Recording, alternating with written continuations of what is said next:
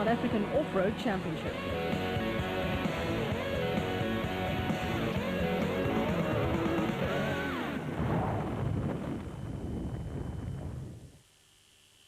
The South African Off-Road Championship features some interesting changes for the 2005 season. 2005 is going to be a great year in that we've leveled the playing fields. We're not having the super fast Class T trucks as we've got to know them for the past 3 years. From the Desert Race onwards, we've leveled it. Everybody's in the same type of vehicle. So now budget doesn't count as much, horsepower doesn't count as much, but driver ability will be the determining factor on who wins the race and who does not win it as far as production cars are concerned. And we're all looking forward to it. The Desert Race will be the inaugural race for this to happen, and it's going to be very, very exciting.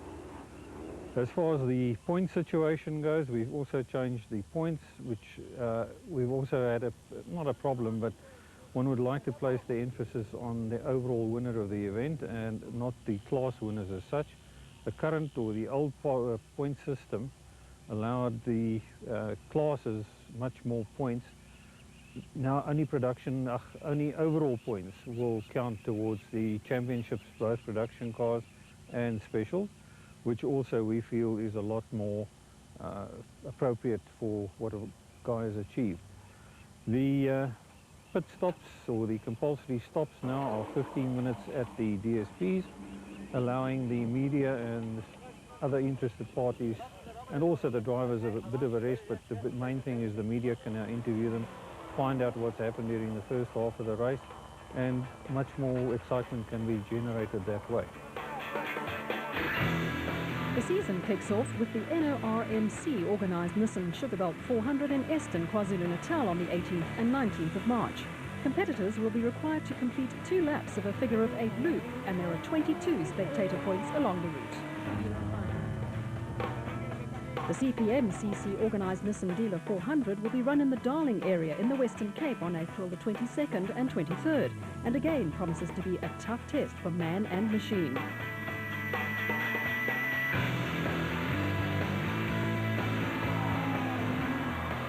The Toyota 1000 Desert Race is the only marathon race on the calendar and is the sporting highlight of the year in Botswana. The event will start and finish in Gaborone each day, and the designated service point will again be at Manchwabisi.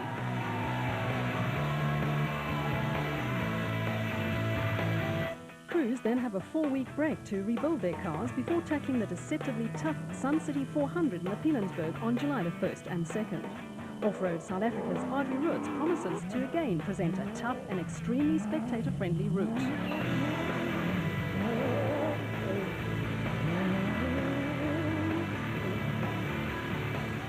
Five weeks later, the championship moves to the mountain kingdom of Lesotho, where the Lesotho Off-Road Association's Lesotho Sun 400 will be held from August the 5th to the 6th.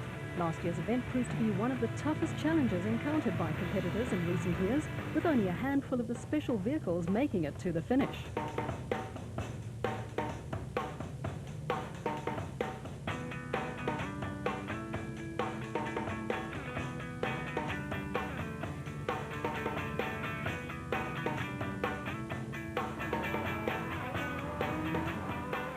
The Mafeking 500 will take place in the Northwest Province on September the 9th and 10th, and the Mafeking Motor Club is already hard at work searching for new sections to add spice to what is traditionally a very fast and extremely dusty event.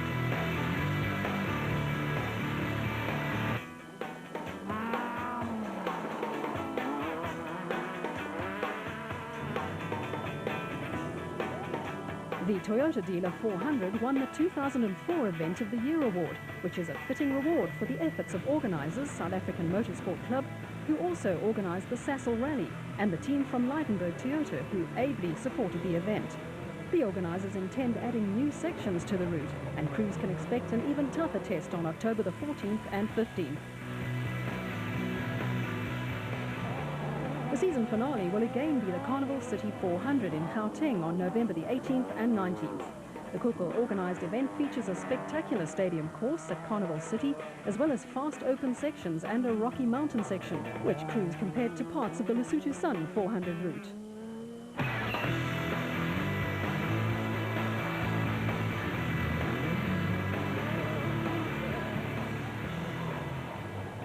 We've been now running for several years Class T, which has proven to be quite an expensive class, even for the manufacturers.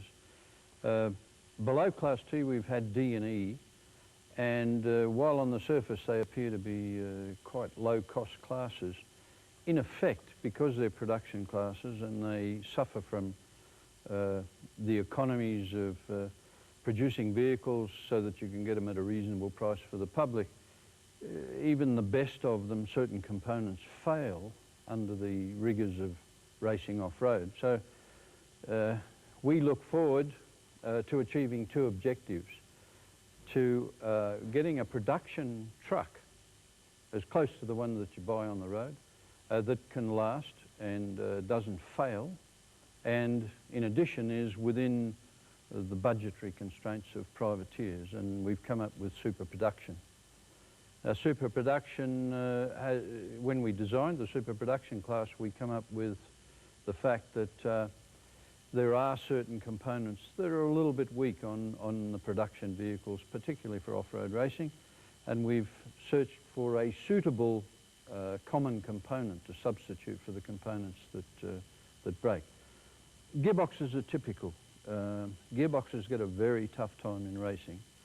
And in front of us we've got the SATIF gearbox that has been chosen and will be used by all the super production cars.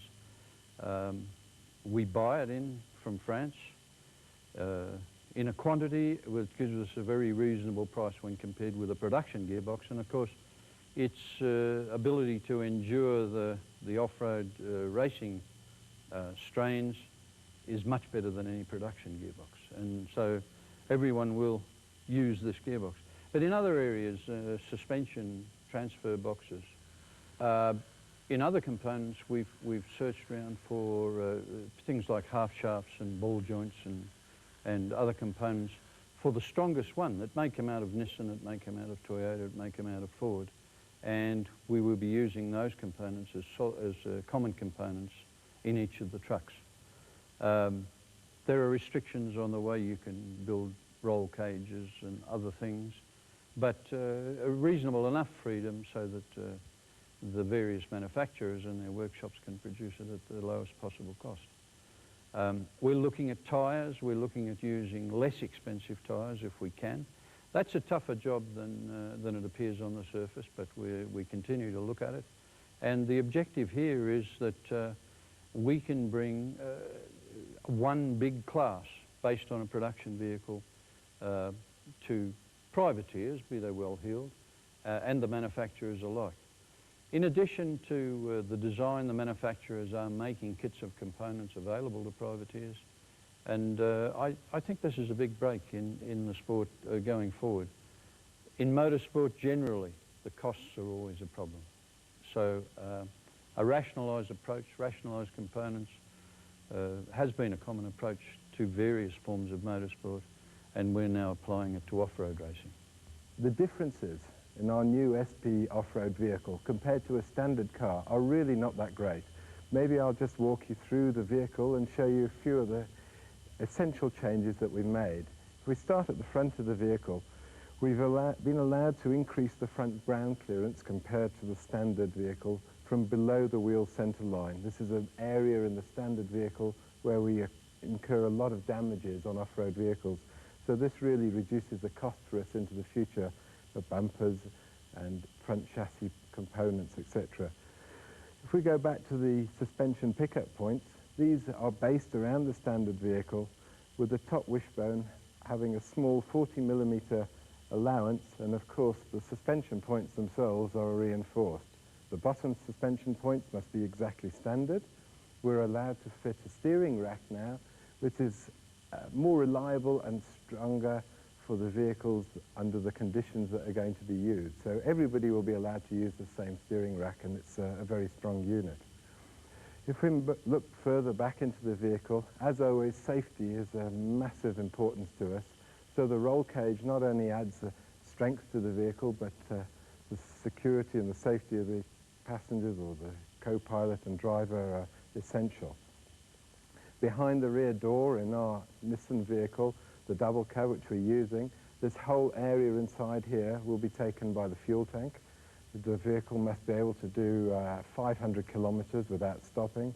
So for the South African Championship, we'll have a fuel tank right on the limit for the rules, which is 350 litres. The fuel tank will be made of plastic and filled with anti-surge foam.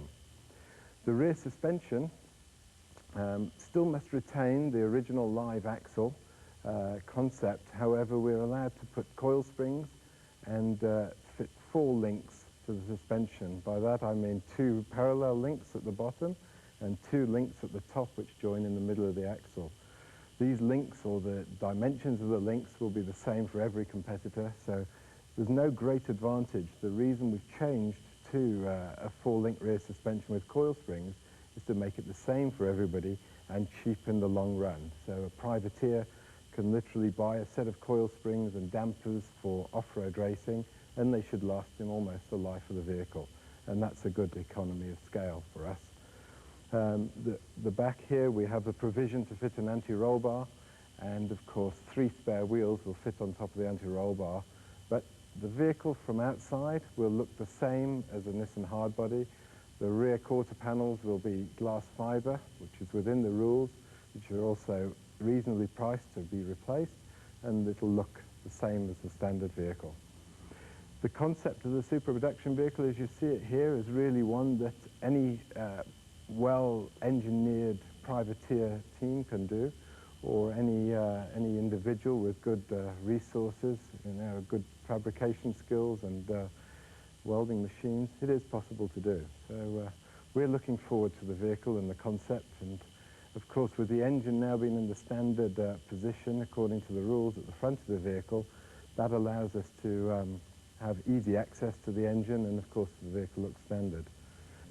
Inside the passenger compartment, the only changes from a standard vehicle that you're going to see are the transmission tunnel, which gives clearance to the new gearbox, and the dashboard and a few carbon panels to hold switches. But other than that, the inside of the cockpit will really remain standard. Within the regulations, we're allowed to use an engine produced anywhere in the world which is fitted into a 1-ton pickup. We've chosen the 4-litre V6 4-valve engine, the VQ series of engine, which has been so successful in our off-road vehicles in the past. The restrictor will remain in place for all competitors, and that's 35 millimeters if you have 4 valves per cylinder in this class, and 39 millimeters if you only have 2 valves. That'll help the 2-valve engines, really performance levels, be more on par with the 4-valve engines, and should level the playing field. Good news is the Castrol Toyota team will be joining the super production class fray.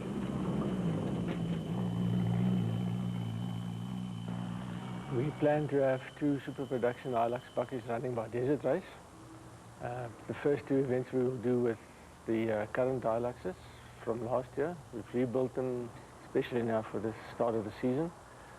And then as soon as we come back from the first rally in Natal next week, we will start working on the super production Hiluxes. As you can see behind me, there's nothing done. We have a bare chassis here. But then it's going to be 24 hours a day for quite a while to get this up and running. We have to design it from scratch. We've done some basic homework. Nissan has done the front suspension, which is common for everybody. Then we have to fit the common SADF gearbox, which is the same for everybody. And after that we have to put it together and make it work. Sounds easy, but it's going to take some work. I think super production is very positive for off-road racing. The one-make system seems to work very well. We find that now building the new rally cars, where you, if you buy, I almost want to say buy in bulk, the expensive components like gearboxes, diffs and those things, that you get it in for a lot cheaper. And then with the big cost saving is you don't have to test and develop everything because it's a one-make system. What you have is what you run. And there are huge cost savings in that. So I think this series is going to work well from a budgetary point of view. They will be quite close, they will be evenly matched, so competition will be within seconds. I think the Off-Road Commission will have to invest in new clocks to do timing properly, so close I think it will be. And then it will also be able to go down to privateers after the first year. We will sell buckies, we will build kits, which I think will be quite affordable. And I see that the future for super production will be full of new buckies, yes. Team Ford Racing is expected to field 2 Ford Rangers in the new super production class.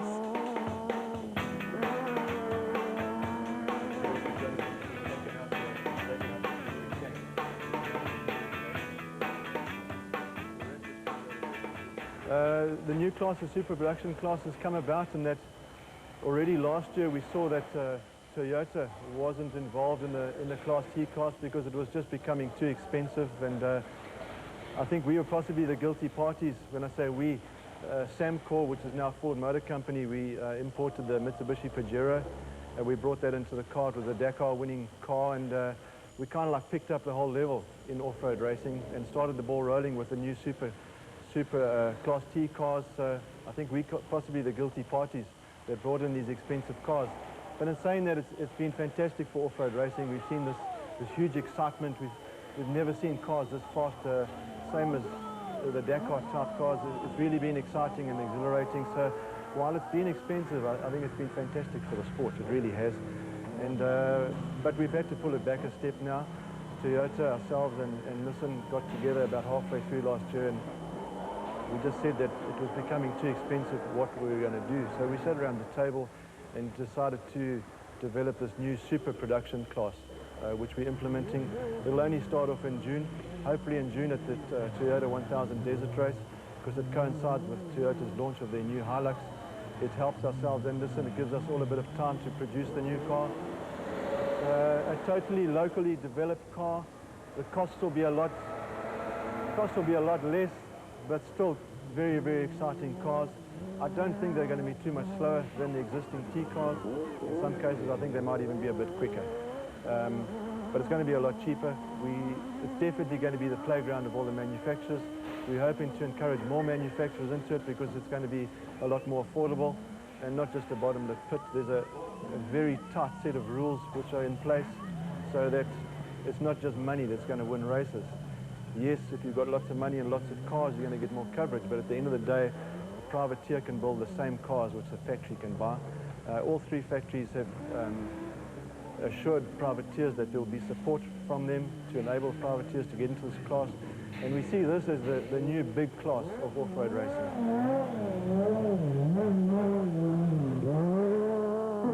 Super production cars you will be allowed to race a diesel, but there'll be a different set of rules for that. So obviously if the Touareg or such vehicles want to come into it, they're more than welcome. But essentially to start off with, it'll be a petrol-driven class. But there are different regulations within the class to cater for diesels if they want to. All 3 of us, or when I say all 3 of us, Nissan, Toyota and ourselves will be racing petrol 4-litre vehicles to start off with. And hopefully there's some other manufacturers that will join us as well.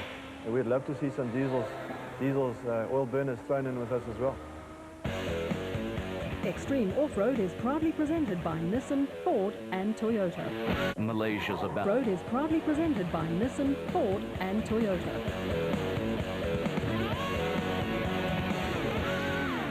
The lineup is Mark Grenier and Chris Birkin in the Class D bucky, Gavin Cronier and Robin Hout in Class D.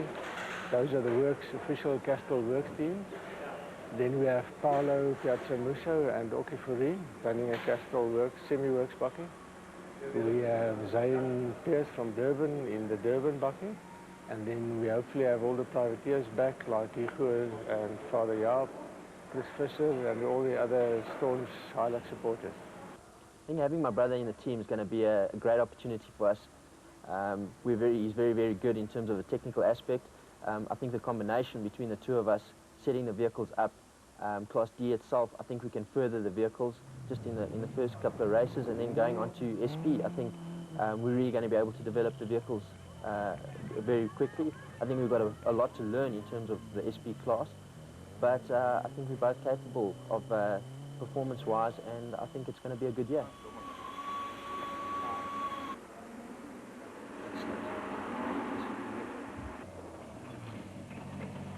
I think for me, going from circuit racing into off-road was a daunting task, and I think going from E to D will be a natural progression, but I think from D to SP, it's going to be a big jump for the new buckies with with the new class, and it's going to be a big learning curve. Fortunately, myself and my brother are heading up the Toyota team, so the communication is good, so we should speed up the learning curve for the two of us, and hopefully start heading up SP soon after the class has actually started.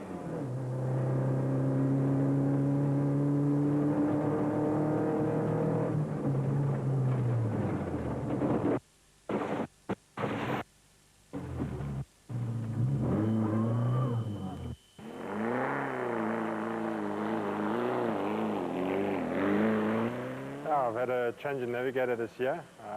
Rod has got a commitment with Philip Kakan and Rallying.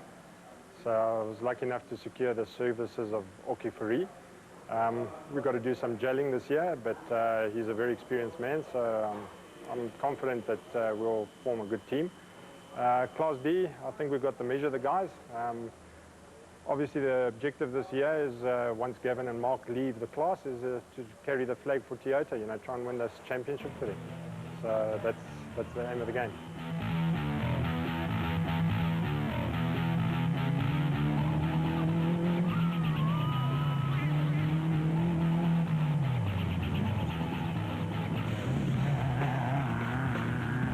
We did it at half speed and just rolled end over end.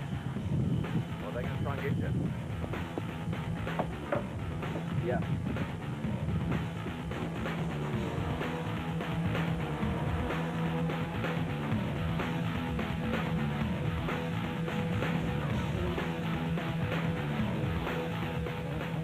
We've got quite an exciting year ahead of us. Our team for this year is the same team as which we had last year.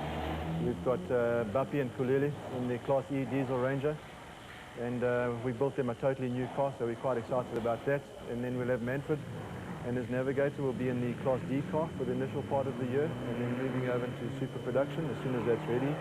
And then the old-timers of the team, Kenny and myself, we're in the Class T again for the first part of the year, and then move into super production later on in the year.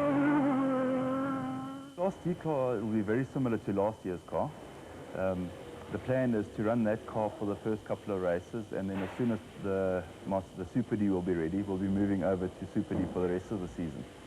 Last year, Class D, you know, it was the first year we ran that car, so we battled a bit with quite a few teething problems, and you know, everything was new for us.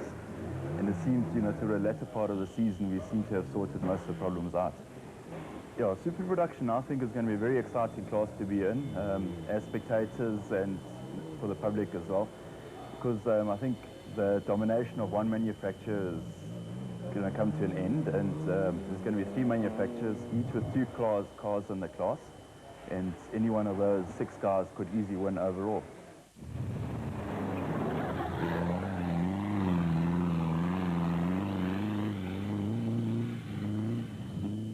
You can call it consistent, but we had a few mishaps here and there. And for this year now, we have to adopt a new strategy. We need to have a step at the championship now.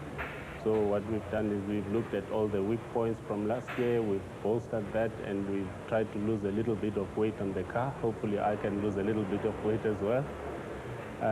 And we're hoping we'll be able to compete on the pace. I think our main strong point for last year was the consistency, as you say, and we had a good record of finishing, besides the 2 events that we didn't finish. By the time we got halfway with the season, I think we got on par with the vehicle. At the beginning, we couldn't maybe explore all the potential of the vehicle, but halfway through the season, I actually felt that we are getting on now with the vehicle, the handling and the power and the use of torque. And so once we got through those aspects, we started putting good times in. And with those good times, we were able to get to the end of the season. And the last event, we finished second, which was a good thing for us. With Kulile, I've had a very good relationship. I've learned to understand him, he's learned to understand me.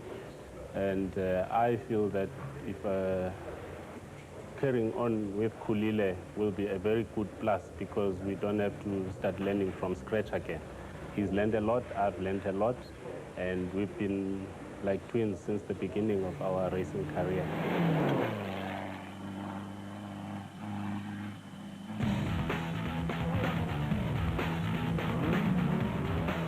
Well, for the first time in some years, we've got a change in the driver lineup. Janelle and Hannes have been synonymous with Nissan's teams for really the past 10 years in one form or another. But this year we see a big change. Janelle is off to expand his career in the world of motorsport, and he'll be representing Nissan worldwide for all the European events in Rally Raid and the World Championship events. So a fantastic opportunity for Janelle, but of course that leaves an opening in the Off-Road Championship. And we've chosen Alfie to fill Janelle's shoes. He's done a brilliant job over the last 2 years, and winning the championship last year was just what we needed to move him up a class. So Alfie and Ralph Pitchford will be taking the one car, and the second change will be Hannes will be taking on Francois. Richard's decided to retire from the sport for the time being, and Francois will be moving in alongside Hannes. They did a rally at the end of last year to get acquainted with one another, and I think that should be a formidable team into the future. On the privateer front, we expect a strong showing from many teams with Nissan hard bodies in Class D and Class E, and as ever, Nissan will be supporting these teams in one form or another in our quest to win the Manufacturers' Championship. Yes, I must say I'm looking forward to something new that we're going to use on the off-road. It's something that we don't know how it's going to handle, how fast it will be able to go over the rough. But I'm sure with the technology and the Glyn's team there and what all the other manufacturers are going to do, we'll be able to make the car work. And I'm sure maybe it's a good vehicle for the future also to use on the Dakar. So I'm really looking forward to the mid-year to try the new vehicle.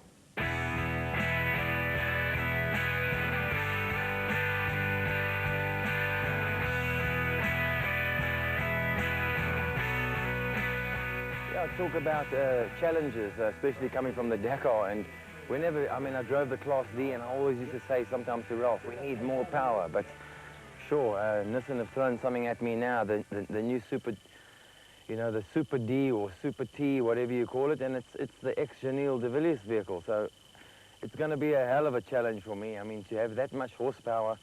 The thing that's worrying me a little bit is the left-hand drive. It's going to take a little bit getting used to. Customers like Hannes and Neil Woolridge, you know, they're old-time experienced drivers, and I know it's going to be a difficult task. It's not just going to happen overnight, but Nissan want to make this thing happen for me, and sure, Glyn and him stand by me all the way. I will be testing next week. I haven't driven it yet, so I can't give any comments, but I did drive it 2 years ago, and yeah, sure, it was a bit different. But to beat Hannes and Neil and them first time out is going to be a difficult one. But I'm going to give it my best shot, and sure, it's exciting, and I'm a little bit nervous, to be quite honest. Extreme Off-Road is proudly presented by Nissan, Ford and Toyota. It is proudly presented by Nissan, Ford and Toyota.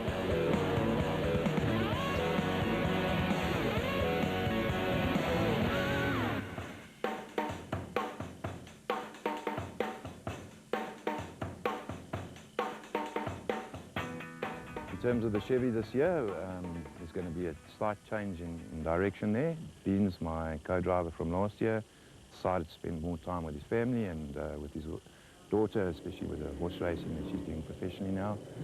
And Obert Carolyn has decided to join us, and we're very pleased to have him on board with the team. He has raced with the team in the past. I'm sure that I'm going to learn a lot from Obert. And if I can keep the four wheels on the ground as opposed to upside down like I tend to do from now and again, I'm sure we're going to do a lot better. He will bring a lot of maturity to my driving, I think, and I'm thanking him in advance for all the value that he's going to add to the team.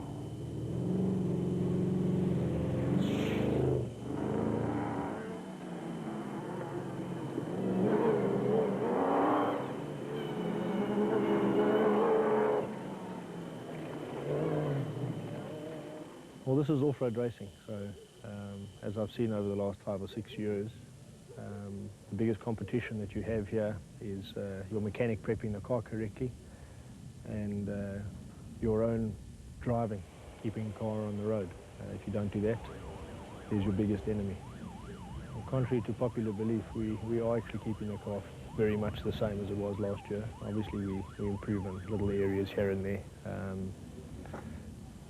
The suspension, the handling, those sort of things. But we've got a car that's pretty well dialed in, so for us to start changing things, it's unnecessary.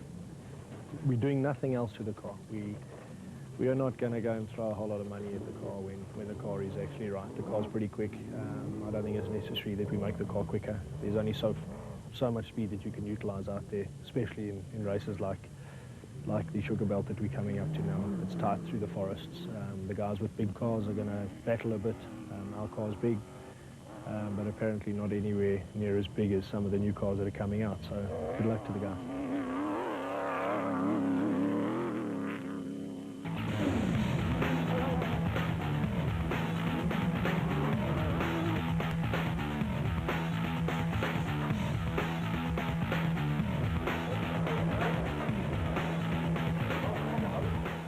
Missing from this year's lineup will be the 2004 Special Vehicle Champion, Atang Mahekaneni, who is now based in London. Ladies and gentlemen, good evening. I think it's a great honor for me to be here, to be holding this trophy as the #1 special vehicle for the off-road event for 2004. We're definitely not the fastest car. They say we're nets. I don't know what that means. There are guys like John Way Smith who've left me with memories that I don't know. But he's passed us like we're really netting a few times. And Mark Corbett, I still remember at the last Roof of Africa this year. I thought I was like driving like a bat out of hell, but he was driving the bat. And he passed us like he was coming out of hell. Next year, we'll be there. Thank you.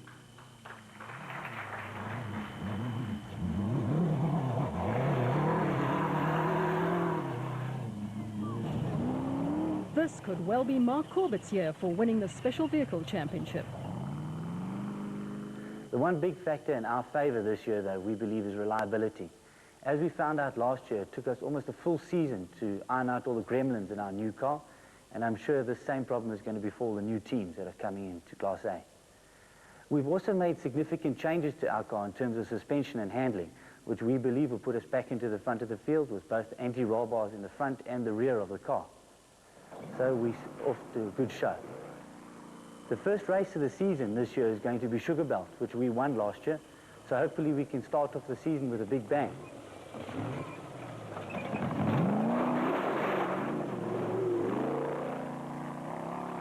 Yeah, at the end of the day, there's two major factors with off-road racing. The first is obviously preparation. In order to win a race, you need to finish it. So if the car's not prepared properly, you're never going to get to the end. And then the second is driver skill.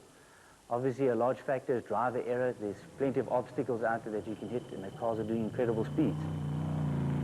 Clint Gibson would dearly love to shed the bridesmaid's mantle and pick up a maiden overall win this year. We're going to run the National Series. With a new sponsor this year, Gibson Plant Hire, which is my company and my brother's company will be sponsoring the vehicle this year. We're going to Sugar Belt, and we'll take it from there. But our intention is not to run the national season. I've got a new nav. It's going to be a bit of a surprise. It's a female that's going to be navigating with this year, which I'm sure will stir up things a little bit. She has got racing background experience. Her folks have been in the game for a long time. Her name is Marcel Trathui, and I'm looking very much to her sitting next to me in the hot seat.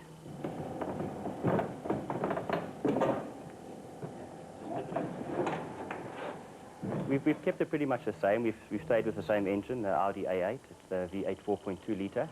We've done certain mods. We've put individual throttle bodies on it with extended trumpets, which has given us a lot more top end as far as power goes. And we've also had a very special exhaust built by Henny van der Linde. It's a 4-into-2-into-1 exhaust, which gives you also a lot more top end.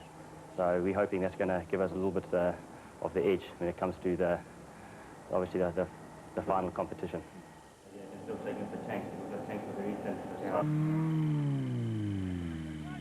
It's more a case of coming out of the sugarcane than coming out of retirement for Rob Walk, who joined son Gareth in Class A this season.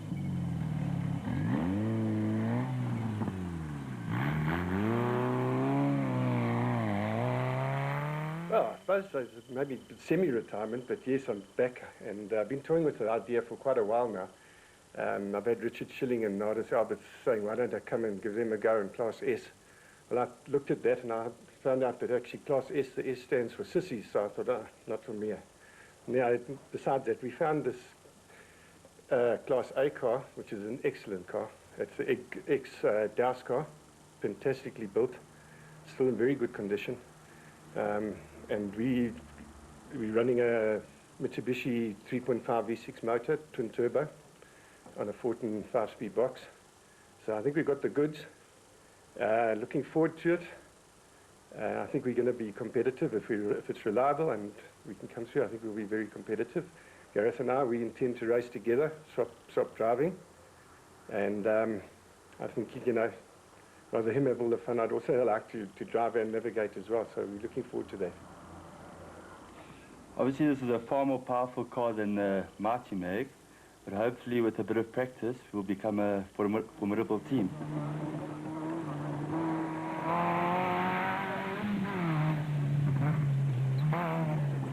Greg Douse, I've been talking to him about the engine, and that's why I decided to stick with it. Very reliable twin turbo, which gives you quite a bit of bottom end as well, not just coming in late with turbo lag. From what I hear, it's developed something like 500 horsepower. So we're quite excited to see what the machine does. We're hoping that by next weekend, within a week, we should be testing. And yeah, very much looking forward to it. Former Special Vehicle champion Giel Nel has taken a giant leap of faith by entering the big buck mega horsepower Class A arena this year. The multiple Class B champion has no delusions of grandeur and will take matters as they come. We're facing a new challenge altogether. I've had 6 years, successful years as far as I'm concerned in Class B, and we've achieved a lot and I've enjoyed it a lot. And also with us, it was a single-seater. Now, lately, the races are becoming much more technical because they need to bring the speeds down. So I decided to somehow get involved in a twin-seater again, and having achieved quite a bit in Class B, I decided to go Class A way and upgrade the technology on the new car and try to get another car that has got a good power-to-weight ratio. And then, of course, the other main objective was to get a navigator next to me to help me to navigate, because you can hardly do it without a navigator anymore. So the car, I decided to go Zarco way because it's a pretty much tested car in the field, in the off-road scene. And with a couple of changes, we could go Class A. And I decided to go the Subaru way for the power plant and a Renault gearbox. That's also very lightweight and weight is very much low. And then with the help from the sponsors, I could do it. So we're out there to go and enjoy the races like in Class B, and hopefully we'll do well. But for us, it's the main thing and objective is to go and enjoy the racing and finish the races. Ever the innovator, Terence Marsh has again pushed the envelope and will campaign one of 2 BAT Spec 1 chassis. We're looking forward to the 2005 championship. We've embarked on building a brand new car. What we've done is we commissioned Brandon Harkis from BAT to design and develop a car around us. Previously what's happened, we've bought cars from the States, which we've then had to fit ourselves around. What we've done this year is we've built it purely around both myself and the navigator. Both being pretty tall, it was critical that we had size within the cockpit. So Brandon then went ahead and designed a car around that. And what we have here now is what we call the BAT 2005. It's called a Spec 1 motor vehicle. And you will see as you make your way around the car, very much designed around strength. strength and size, which is then supported by power. Right, starting from the back here, from the motor perspective, we've gone for it's a Corvette V8. It's referred to as an LSN1 motor, very popular in the States. It produces 450 horsepower. We've gone in this particular car where our previous car was mid-mount. Because of the amount of power the car will produce, now we've gone to rear mount. And the reasoning behind that is to make sure that we don't have excessive wheel spin and produces more traction. Moving forward, we're running a Fortin 5-speed sequential gearbox. That's the latest technology available. As we make our way to the front of the car, there's a lot of carbon Kevlar which has been utilized throughout the car, including on the outside of our petrol tank. And then moving to the front, the other critical factor which we didn't have in previous years is the actual suspension travel is greater than in the previous years. So from a package perspective, a bigger, stronger, more powerful car with significantly more suspension travel. Extreme Off-Road is proudly presented by Nissan, Ford and Toyota. Extreme Off-Road is proudly presented by Nissan, Ford and Toyota. Class S for beam axle trailing arm front suspension special vehicles is expected to grow in 2005, with reigning champion Zane Noble from Botswana one of the favourites for class and possibly overall victory. Noble has matured somewhat, and his performances in the Chevrolet LS1 V8 powered Abe's Furniture Aceco have seen him outqualify the rest of the field and lead races on occasion.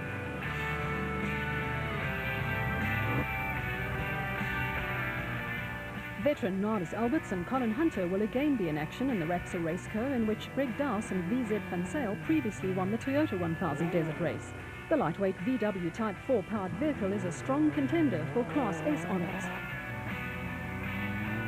Multiple Roof of Africa Rally winner and former champion Richard Schilling believes he now has the perfect vehicles to win the Class S championship and even win overall under ideal circumstances. Yeah, no, last year was really a downer. We had a car which I think we normally ended up being rather competitive in Class S, but I think that I had to accept that for nationals it wasn't really the right car. The car is subsequently sold, being won in regionals, but I made a decision after the Roof of Africa, I'd followed Nardis Alberts in an S-Class, that it was time to go to America and get another chassis. Some good friends of a few people here in South Africa called Scalzo helped me, and I bought a chassis there, took a lot of the componentry out of the old car, and have now had the pleasure, and I really do enjoy it, of building this new car which you see behind me here. Looking at the back suspension, pretty conventional, but what I have tried to do is to make the car very light. Being quite a heavyweight, and my navigator, new navigator, Chris Davies, we're big guys. We need to somehow find a way of saving weight. So the car has been designed to be as light as possible. It's also been designed to be robust, reliable, and I think not as quick as the top S-Class, but certainly close. It runs a Fortin gearbox, a Nissan engine, not the Nissan that the S-Class run, but an engine which has been tuned. The car has 12-inch front shocks, but they don't have the lay forward or lay back design. They have a design which allows progression. I'm still a great believer in the beam axle, and I feel that unless it is extremely rough, a beam axle should be able to keep up with an A-arm car. The back suspension of the car is very similar to all the modern cars. Front, as I say, beam, a strong beam. It's welded in the car, and having had a bit of a bad experience with an A-arm car which injured me, I'm very comfortable being back in a beam car.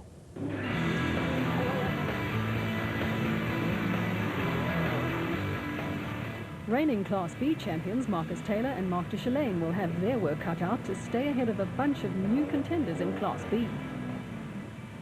Yeah, last year, having clinched the Class B championship for the second time, we were quite looking forward to 2005, but it looks like the guys have come out all guns blazing for this season.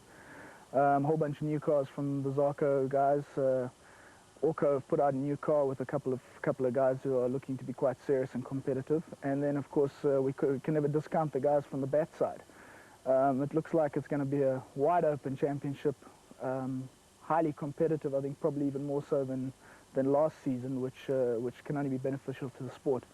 Obviously, we're looking to go out with a well-prepped car and make it as effective as we can for the season for ourselves.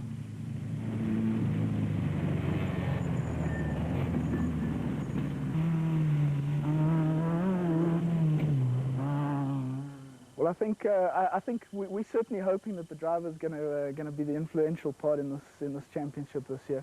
But I think, as we've seen with the technology improving as rapidly as it has, I think this year is probably going to be the first season where the technology is really going to start to tell. I think our car is getting a little bit long in the tooth to run at the pace that these front guys are able to run now. So we're definitely going to have to count on the driving ability. Former quad champion Evan Hutchison these days prefers to sit inside rather than on top of his racing equipment. Yeah, we've put together a new team, Motorrad Racing, for the year. Very professional operation. We're going to run in Class B. We've decided to run Class B instead of Class A in that we believe that it's going to be difficult to win Class A this year. There's so much competition, so we've opted to run Class B. We've got a brand new BAT. It's going to be powered by a 2-litre Nissan motor. So I believe that with the package we put together, we'll have a very good chance. And our plan is to get as much exposure as we can for our sponsor Motorrad this year. In fact, they've come on board with a very big professional operation, and we need to try and keep them in the sport. So that's our plan for the new year. Hutchison faces stiff competition from Bodo Berthold, who's been racing since the 70s.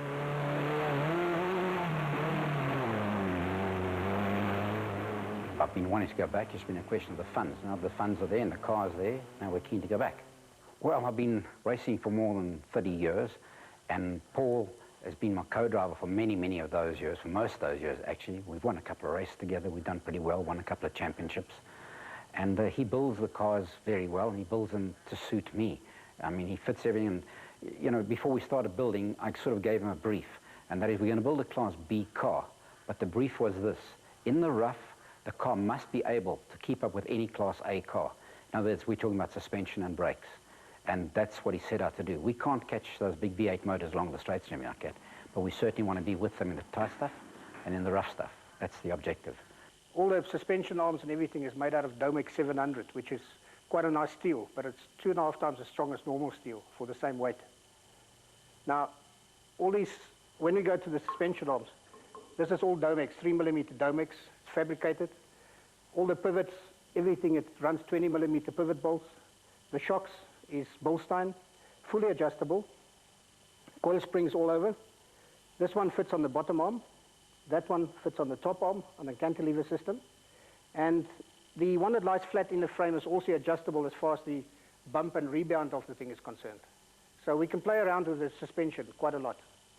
Seeing that I designed the car as a Class B car, I want to get rid of all the excess weight on the outside, or the ratio between the sprung and the unsprung weight.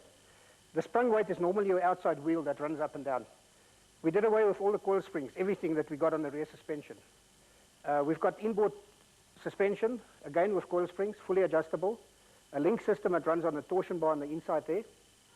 And another link that comes back to the rear arm. The height of the car is controlled by adjusting this link here.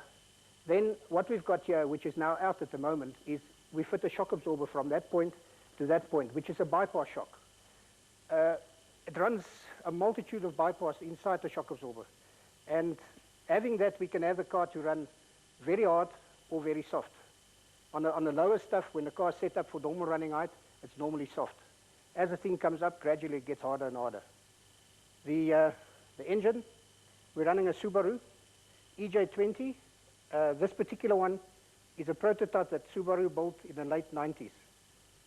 Runs a dual inlet manifold system per cylinder, gives you more torque.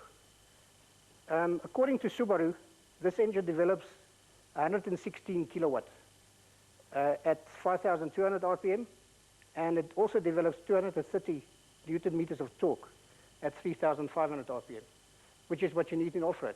You need torque. Gerard and Zeldin Niemand will also be in action in one of the new Orcos, which will be powered by a 2-litre Mazda motor.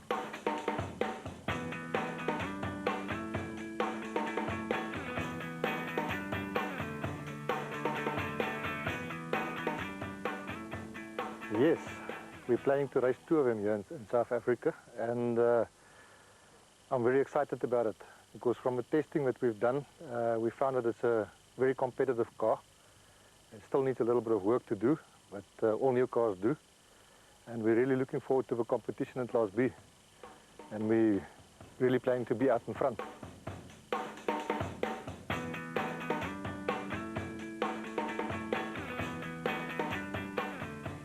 Well, I'll be driving the car.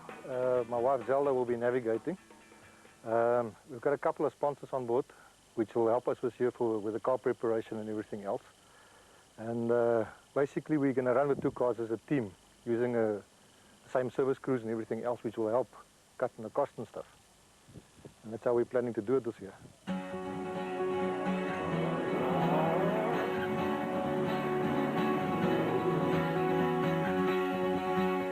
The Nissan Sugarbelt 400 is the first event on the calendar and offers spectators 18 opportunities to see the action up close.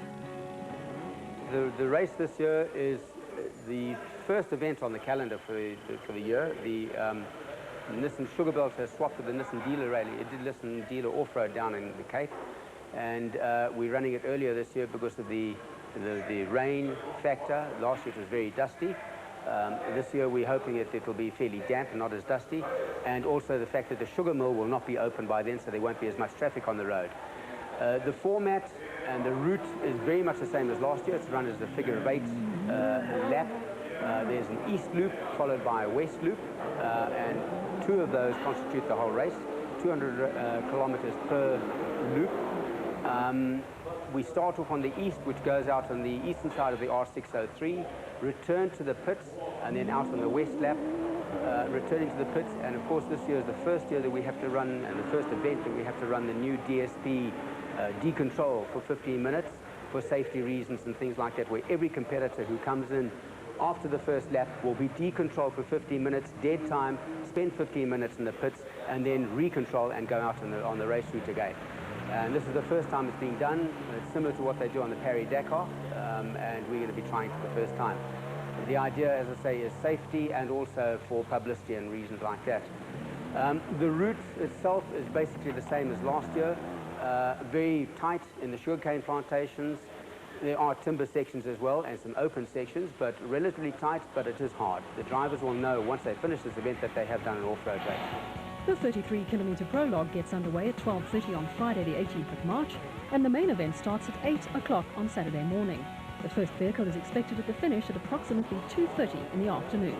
Extreme Off-Road and the preview to the 2005 South African Off-Road Championship was proudly presented by Nissan, Ford and Toyota.